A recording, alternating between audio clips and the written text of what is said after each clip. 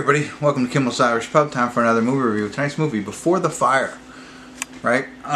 Never heard of it. It popped up for me, and more importantly, was out to dinner with my father-in-law again. He said he watched it, and he thought it was pretty good. Now, I had it on my list because it's about, a pandemic, and this TV star, this woman TV star, who's trying to get out of LA because there's a lot going on, and trying to get back to her rural home.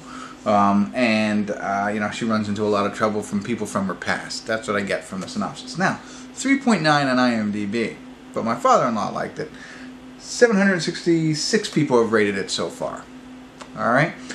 So a very low amount of ratings. I don't recognize anybody in it, so it'll be interesting. The one thing that I thought I noticed about this, I can't find it again, was that this was released in March 7 of 2020. You know what I mean? So they wrote this movie before the pandemic hit. So that's neat. That's why I'm going to watch it. So it's an hour and a half long. I'll get into it, find out what it's really about, give you a better idea of the synopsis, and then ultimately let you know if it's worth watching. But I found that very interesting. It's about a pandemic before the pandemic. So I'll be back.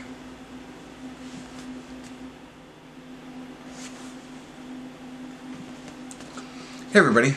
We're watching Before the Fire. We're going to do a little check-in here. We're at the 46-minute, 41-second mark. About halfway through the film, right? Yeah. So what has happened is I kind of misunderstood, so that's why I wanted to do a quick check-in a little bit. So she is a TV actress who is in LA real quick. So this is, right from jump. Gets right into it. And her and what I think is her boyfriend, I don't see a wedding ring, but yeah, boyfriend for a long time kind of thing, are trying to get out of LA. They go to LAX. All the flights are canceled.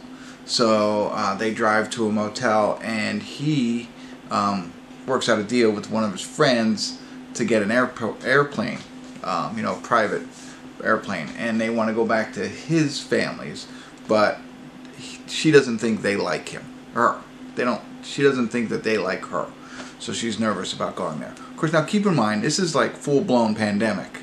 It's kind of at the rioting and stuff like that. It seems like they don't show a lot of rioting anyway, but they canceled all the flights. You can't get anywhere. They didn't even do that here yet, in real life. But yeah, she's kind of like iffy on going there. It's like, how bad could that be? But it seems like that's where they grew up.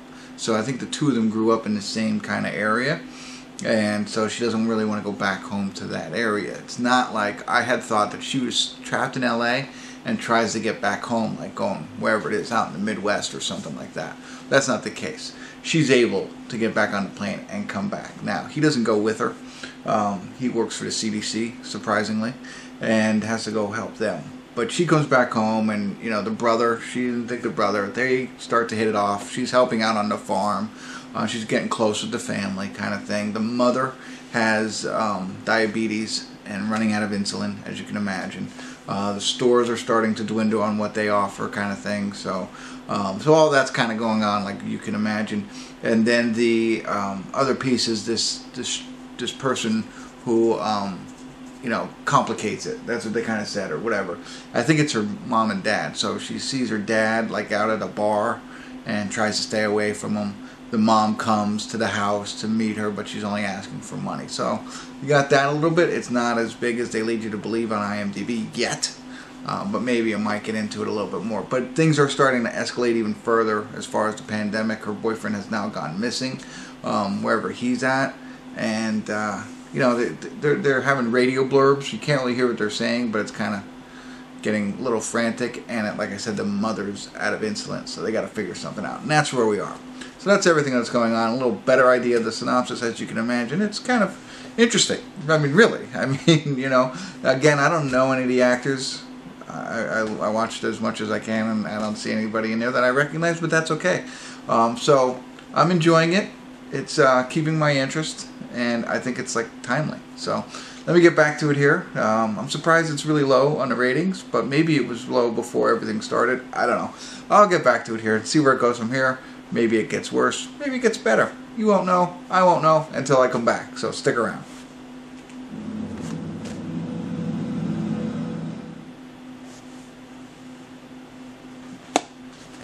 Hey everybody. We're at the credits of Before the Fire. And I have to say really quick, you know, it happens all the time if you watch this. I'll pause it to do a check-in and give you a better idea of the plot, and then it just, you know, it gets over the top right afterwards. I mean, it really escalates at the 46 whatever minute mark. You know, I forget what my check-in was, 46 something, so at the 47-minute mark, it really starts to escalate, and you know, it moves in a completely, in a direction that we thought it was going to go, but it's really quick kind of thing. So that makes it interesting. Now, you know, it's an okay movie. I like the idea, I like everything around it, but they did I don't know. So I don't want to spoil it for you, but there's a lot of holes.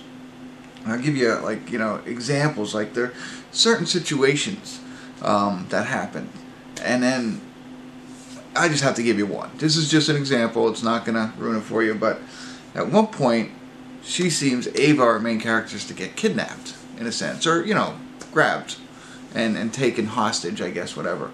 But in the very next scene, she's away. You know, and they don't explain it. And I thought, okay, maybe there's going to be a flashback, although they haven't been using flashbacks at all. So there's a lot of those kinds of things in there, like, you know, different questions that really don't matter. You know what I mean? The whole end of it. Again, another really quick example, not ruining it for you. Like I said, her dad seems to be like the troubled past character that shows up and is causing her problems. Okay, great. Why? And we can guess. I have my ideas, but it's never truly explained. You know, so there's all those kinds of little holes, you know, and you know, some people stop coming around. Well, what? Some people come around and you don't even know who they are, kind of stuff. So it's like they had something there. They just wanted to squeeze it down to an hour and a half maybe and cut some things out, I think. And that's okay, because I don't think you need much more, but they've got to do a better job of explaining these holes that they've created. So that's a problem there. You know, and it's riddled with those types of holes. Again, it doesn't really matter in the end. I mean, the ending is the ending, and you don't need to know these things, but to create some continuity throughout the film. You know what I mean? It's like they just jump from one thing to the other when some of these things don't matter. So that's my problem there. I liked it. You know, I like the whole concept. I think it's funny. I don't know, you know, interesting that they were making this movie before the pandemic, right? It was released in March, so they had to be creating this beforehand, and it's very relatable in a sense as all this is going on. So, acting was pretty good. I liked everybody in it. There was no really bad actors that I could find. It's just really interesting, timely. Some, you know, in addition to the holes, there's also I don't know what you call them, like, not mistakes, but like things on poor judgment that they make openly in the film. You know, that it's like, no, they're never gonna do that. Like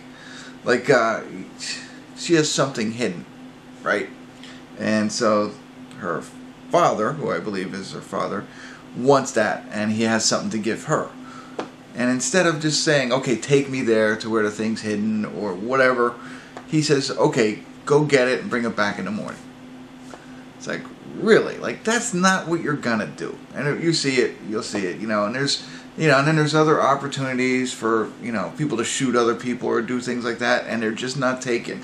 And you can be like, okay, maybe they're timid, you know, but it's not that case because maybe they've shot somebody before or something like that. You know what I mean? Like, it's so openly flawed in that sense that it kind of ruins it a little bit. I mean, still entertaining, everything else I do like about it, but it just seems like they messed some things up when they went to the editing room and they couldn't bring it back together, because I think it's all written there, you know, because you can guess it, but it's just not on the film.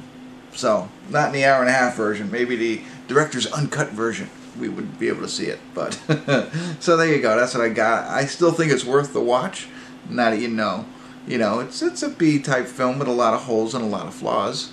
You know, so it's not cinematic gold or anything like that, but it's still entertaining. So, there you go. That's what I got for you. Check it out. I don't want to give you any more because I think I gave you too much already. Hopefully I didn't spoil it for you.